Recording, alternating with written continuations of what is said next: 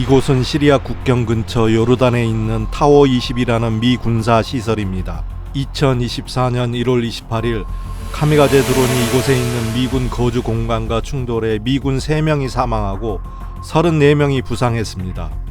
한국 전쟁 이후 미 지상군에 대한 최초의 치명적인 공습으로 여겨지는 이번 사건은 바이든 미국 대통령에게 강한 보복 압력을 가하고 있습니다.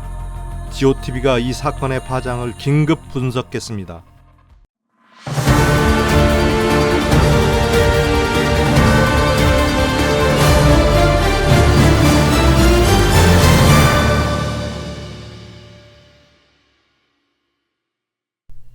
아프리카와 중동을 담당하는 미 중부사령부는 1월 28일 타워 22에서 미군 3명이 사망했다고 발표합니다.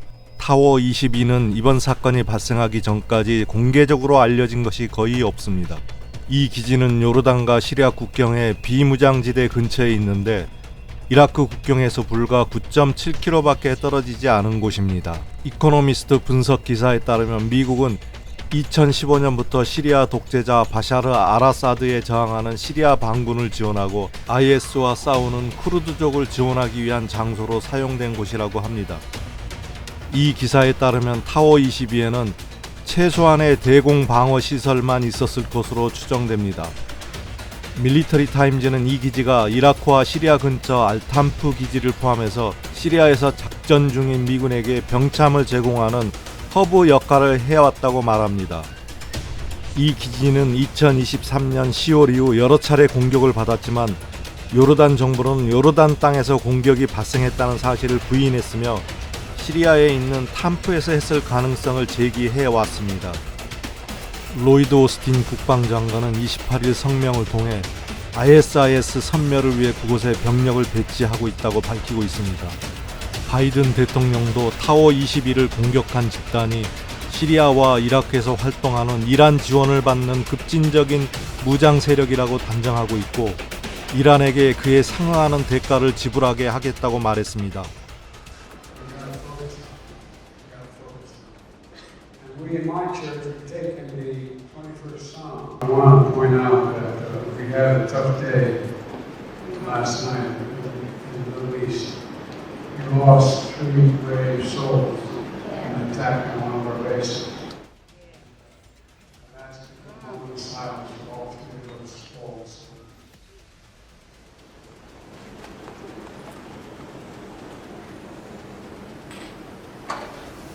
And we shall respond.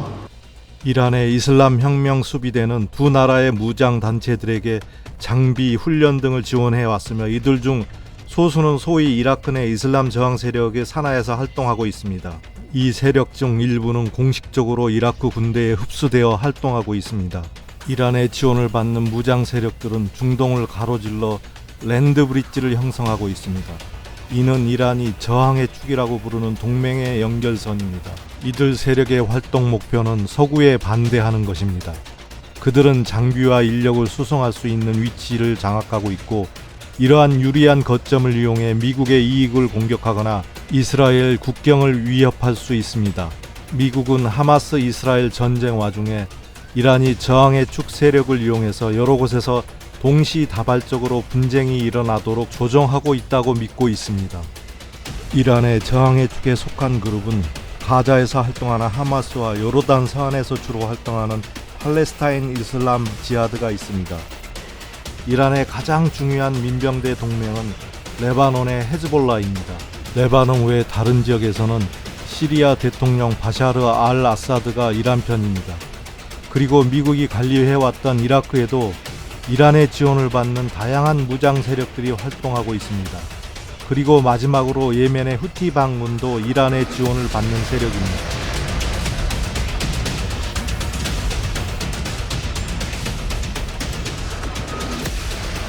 이슬람 무장 세력들은 이 사건 이전에도 중동에 주둔하고 있는 미군 공군 기지를 대상으로 드론 공격과 로켓 발사를 해왔습니다.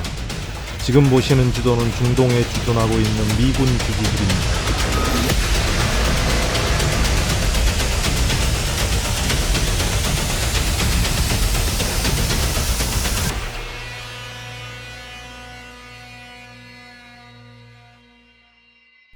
최근 이슬람 무장 세력들이 이라크 서부 아사드 공군 기지를 공격했고 이 공격으로 미군 2명이 외상성 뇌 손상을 입었습니다. 미국은 이에 대한 보복으로 1월 23일 이라크 내 이란 지원을 받는 지역을 8차례 공격합니다. 이 공격은 이라크 정부를 자극했고 이라크 정부로부터 강한 항의를 받습니다. 2023년 11월 8일에는 미국 제트기가 시리아 동부에 있는 이란의 이슬람 혁명 수비대 무기고를 폭격했고 같은 지역 혁명 수비대와 관련이 있는 군사시설과 은신처를 공격했습니다. 팔레스타인 가자 지구 하마스 이란 전쟁 외에도 이와 같은 주변 국가에서의 분쟁은 미국의 대응을 복잡하게 만들고 있습니다.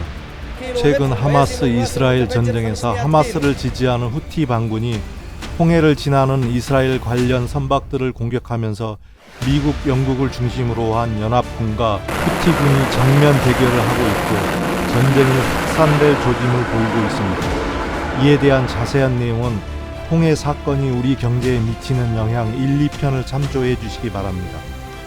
중동 사태를 이해하려면 이스라엘이 가자 지구를 점령하고 팔레스타인을 자신들의 땅이라고 주장하는 근거와 이스라엘의 지정학적 이슈를 이해할 필요가 있습니다. 링크한 영상을 이를 자세히 설명하고 있습니다. 폭스뉴스에 따르면 2023년 10월 17일 이후로 이라크와 시리아에서 적어도 159차례 이상 미군 기지가 폭격당했다고 합니다. 미군과 이슬람 무장 단체와의 충돌이 있었던 지역을 지도를 통해서 보겠습니다. 미국 공화당은 중동에서의 동시다발적 충돌뿐만 아니라 우크라이나 러시아 전쟁을 바이든의 외교적 무능으로 보고 있고 그를 강하게 공격하고 있습니다. 트럼프는 본인이 대통령이었으면 러우 전쟁과 하마스 이스라엘 전쟁은 일어나지 않았을 것이라고 공언합니다. Killed millions of people, including our side, their side, millions of people. $9 trillion. You know what we got? Nothing. It would never have happened with me as your president, and for 4 straight years, it didn't happen. Likewise, the horrifying attack on Israel would never have happened. They wouldn't even have thought of doing such a thing if President Trump 미국 대선과 맞물리면서 중동에서의 전쟁 확산 가능성이 한층 더 높아져 가고 있습니다. 공화당으로부터 이란에 대한 강력한 조치를 하라는 압력이 거세지고 있습니다. 공화당 상원원 린지 그레이엄은 바이든 행정부의 말이 이란에게 안 먹히고 있다고 불평합니다. 그리고 지금 이란을 공격하라고 촉구합니다. 바이든은 확답을 하지 않은 채 우리가 선택할 시간과 방식으로 모든 책임자에게 책임을 물을 것이라고만 말합니다. Respond in a time and in a manner of our choosing on our schedule. 전 중동 외교관 존 레이는 이러한 상황을 바이든에게는 악몽이라고 말합니다. 바이든의 딜레마는 이란에게 취할 조치의 강도입니다. 국제사회가 인정할 만한 이란의 관여 증거를 내놔야 합니다.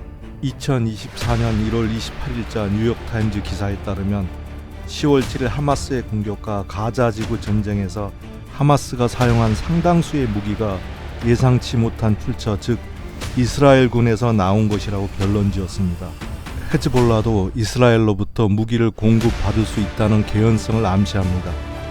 적당한 보복은 미국 내에서 지지율을 낮출 수 있고 무거운 보복은 다른 문제를 야기시킬 수 있습니다. 중동에서 반미 감정이 고조될 것입니다. 이라크 내 이란 지원 이슬람 세력에 대한 공격은 이라크 정부와의 관계를 더욱 악화시켜 결국 이란에게 정치적 승리를 안겨줄 수 있습니다. 미국이 이란을 공격할 경우 끓는 냄비를 휘젓는 결과를 초래할 수 있습니다. 헤즈볼라를 통해 이스라엘과 미군 기지에 대한 공격이 더 강화될 수 있습니다. 이란과 미국의 전면적인 갈등은 유가 급등을 초래할 것입니다. 페르시아만을 통과하는 원유 수송이 중단되거나 이란이 사우디아라비아 석유 인프라에 대한 공격을 가할 수 있습니다.